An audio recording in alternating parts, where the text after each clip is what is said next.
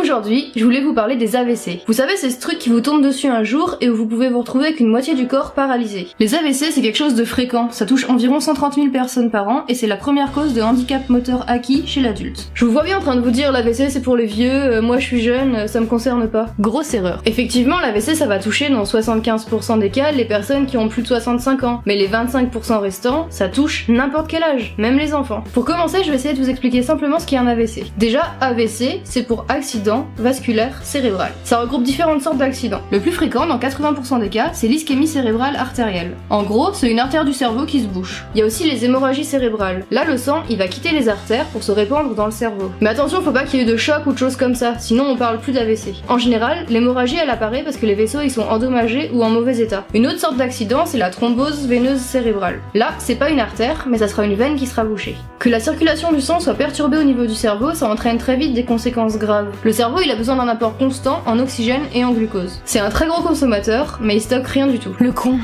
Donc dès qu'il y a plus d'oxygène et plus de sucre, le tissu cérébral souffre. En général, il y a une zone centrale qui va être ischémiée où c'est mort et où il n'y a pas de récupération possible, et une zone tout autour en périphérie, c'est la zone de pénombre, où c'est réversible si la prise en charge est rapide et efficace. Maintenant que vous en savez un peu plus, on va voir comment on reconnaît un AVC. Ça se présente par un déficit neurologique, donc une perte de fonction qui peut être motrice, sensitive, auditive, visuelle, une perte de langage, qui est focale, c'est-à-dire que les signes qu'on va voir vont correspondre à une zone anatomique du cerveau, et d'apparition brutale. Donc en fait, suivant la zone du cerveau qui sera touchée, on aura différents signes. C'est vraiment très vaste, mais les séquelles les plus fréquentes, ça sera par exemple une hémiplégie, c'est-à-dire une paralysie de la moitié du corps, ou une aphasie, c'est des troubles du langage. Donc en gros, si en face de vous il y a une personne qui a une déformation au niveau de la bouche, une paralysie du bras ou des difficultés à parler, vous vous posez aucune question, vous appelez le 15. Après, si vous avez des doutes sur les symptômes que la personne présente, il y a quelques petites choses que vous pouvez faire, genre un mini-examen neurologique. Pour voir s'il y a une paralysie faciale, vous pouvez demander à la personne de sourire et regarder si c'est symétrique des deux côtés. Pour voir s'il y a une aphasie, vous pouvez lui parler, lui poser des questions. Pour rechercher s'il y a un déficit moteur, vous pouvez demander à la personne de tendre les bras devant elle et de les tenir pendant 10 secondes. Ou encore de vous serrer les deux mains pour voir si la force est la même des deux côtés. Alors maintenant que le SAMU a été appelé et que vous êtes aux urgences, on va voir comment ça se passe pour le traitement. Déjà, il y aura une imagerie qui sera faite en urgence, donc un scanner ou une IRM suivant les disponibilités, pour confirmer qu'il s'agit bien d'un AVC et pour voir si c'est un AVC ischémique,